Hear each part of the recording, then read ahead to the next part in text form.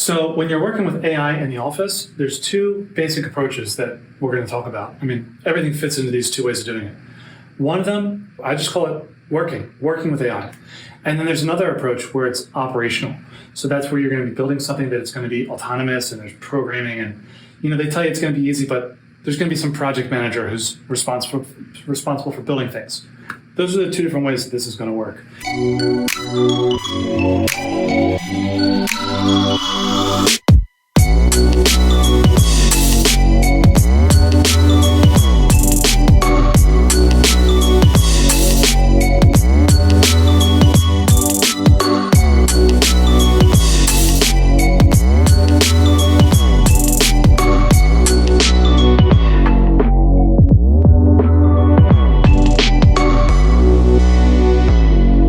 Today, we're just going to talk about normal work.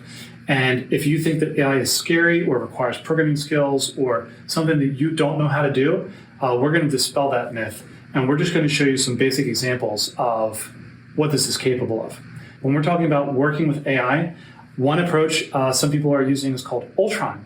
So this means you're going to give this nefarious robotic AI thing access to a bunch of your stuff, and it's going to be a supervillain. I don't know why that name stuck, but we're going to use that name. And so the episode today is called Age of Ultron. And so we're going to show you what it looks like when you just give your control over to it, and you're going to give it a little direction and then see what it does. Also, keep in mind that the approach for when you talk to AI is basically pretending you're talking to somebody who has an IQ of 70, who that person is talking to somebody with an IQ of 200. That is how you really need to think about this. And if you do this properly, you're going to get surprising results. So here's my Ultron setup for our business. Our business does medical training, and I did not do any programming for this at all. It has one instruction file, and it just tells it to open my browser, so that's the secret. And whatever's in my browser, it can touch. And so we're going to give it a very complex task, something that I've put off for about 5 years. I had hired somebody who's working on this. That person's not available. And this project we're about to do right now could easily take somebody a year to do. So we're going to see if we can just start it now and see how far we get. So the task is we're going to re-engage with our largest customers over the past 20 years. So we're going to make a list of them. We're going to figure out how to get in touch with them and do stuff and figure things out and sort and manage and all that. That's about as much direction as I need to give this, but we got to dumb it down a little bit. So let's get started. And we're using VS Code. So VS Code is connected to Copilot. Copilot has different models, and today we're going to burn a lot of money, and we're going to use Opus 4.6 fast mode. So it's going to spend money real fast, so you don't get bored watching it. Go ahead and open Gmail for my Gmail account, and then open our customer support Gmail. That's a separate account that I'm also already logged into. And then open FreeScout, which is where our customer support interactions are, and then go find my journal in Google Docs. I have some journal notes there that we're going to need to search through. That's how you talk to it. That's one query.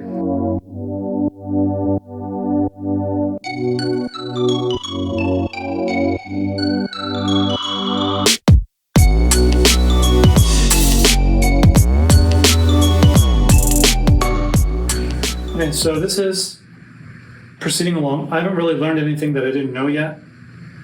Why don't you skip down to row 300. Our new system might not even have any data about them. You might need to go to the tab with our Gmail in our team page, which is where you ran that report. You are also able to go to the home page of the team page in order to look up the customer group in the search box, and that'll tell you which customers are there. And you might even be able to click one of those customers and then click through to the customer group, if there's a customer group, and it might even tell you the administrative contacts. You might be able to look up those specific email addresses or something. But there's a lot of approaches you can use, and just giving you a couple hints here. Couple hints. So gracefully finished the one that was working on, and then kind of waited for the right moment, and then digested what I told it. And now it's getting into this old customer that we haven't talked to in years. It did a search for it. It's got 1 month, 2 month, 4 month ago, but then it's got 10 years, 20 years ago. Oh, it actually did find a recent customer that our system didn't even know about. So we had that report there where it was summarizing the data for each of our customers, but this one wasn't picked up. They might even have a new email domain. So now it's going to start looking up using Gmail and FreeScout and our team page.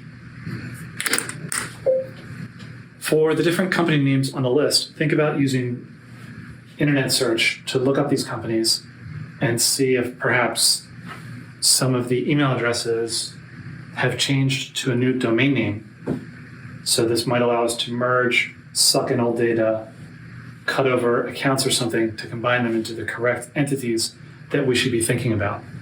This analysis could be a separate column in our primary work file, whether we need it now or we need it later. Okay, so it's starting to figure out the difference between groups where there's multiple people from the same company buying from us versus where there's some administrator who's buying on behalf of other people. So it's starting to figure that out. That's a really important thing that you need to know about our business. It's also picking up that some people are using personal email addresses versus company email addresses, and that's a little different. Also, obviously, it's a lot easier to find customers from the same group if they're all using the same email address, but that is not the case at our business. So if your business has any type of confusing customer data like that, and you don't have this beautiful CMS and onboarding process that just collects all the data properly, you can see that this is really helpful. It appears that it's looking at patterns. It's looking for ones that are staffing agencies. So it's just taking the email address or these smashed together company names I have without spaces in them, and it's recognizing that some of them are well-known staffing agencies. So it's looking at them as a group, and of course it knows everything, so it just knows these are staffing agencies without looking, just knows the name of these companies, so that it decided to look at them that way. I didn't even tell this thing about how the sales cycle works. I didn't tell it that each individual has their own expiration dates for buying our stuff. The group as a total is not expiring. They're not cycling at the group level. They're cycling at the individual level. It just figured that out intuitively. So just because I'm bored, I'm going to open another browser. So I would like to know what data sources it's relying on. It's relying on team page. I'm a little bit unhappy with its approach.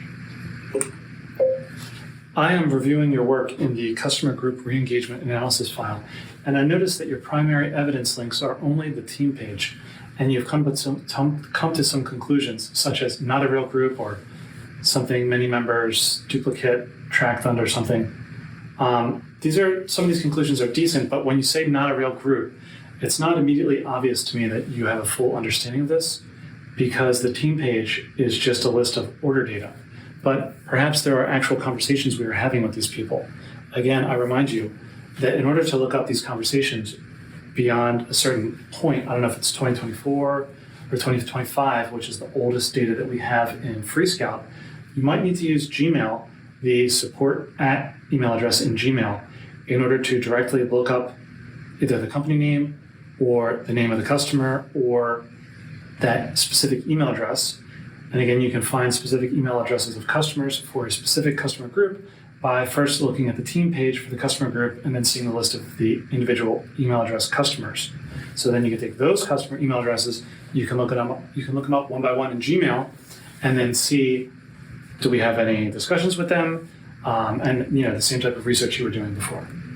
Why don't you try that again? You can start with row 299 in the file, the one you had started in this batch that you kind of just kicked off. And maybe you can try again with this. And I'm also interested for you to tell me in this chat box here if this other approach is fruitful at all to you. You are searching the wrong Gmail account. You have to use the second account that I'm logged into. Whoa, okay. Gmail, extremely fruitful.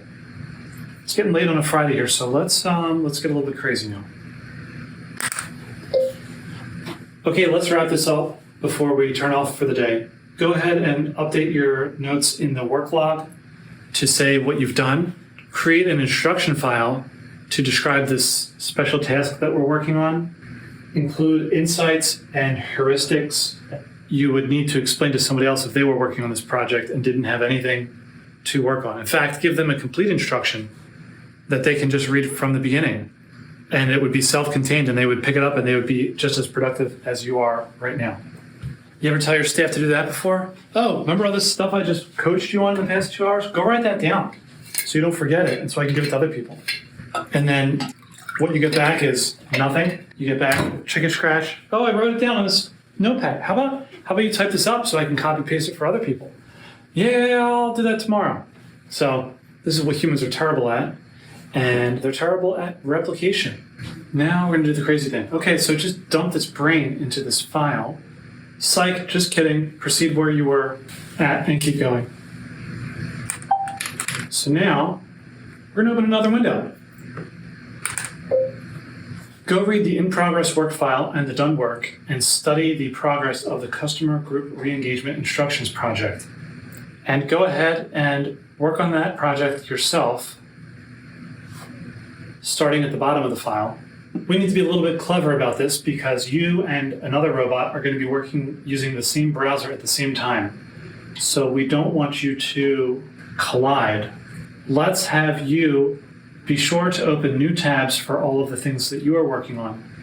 And when you navigate to a tab, ensure that the URL always ends with a fragment or a query string parameter that includes Ultron instance equals 2. If you see that slug there, you know it's you accessing it, and if you don't, then don't access it.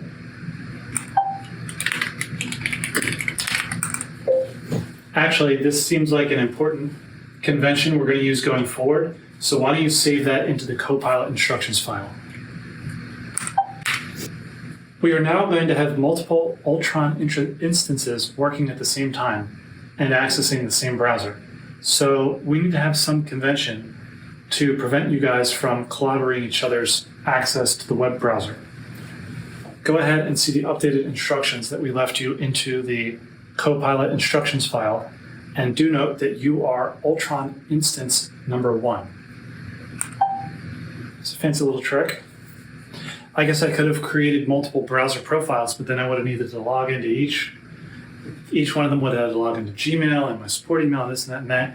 And then Gmail would have flagged me because I logged in too many times with too many browsers at the same time. And then I'm going to say, keep going. And we're just going to let it keep going. So peace out. I'll let you know how this goes. Already this far, it has given us great results. It's given us research on 25 of our biggest customers, 30.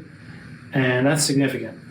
We just need to do that 20 more times and then prepare emails and a bunch of other stuff. But already this is replacing a significant amount of research that we had to do. Hopefully find some insights that we didn't even know about our own customers and that we never cared or bothered to spend the time to go figure out. So that is good business, and that is table stakes for 2026. Peace.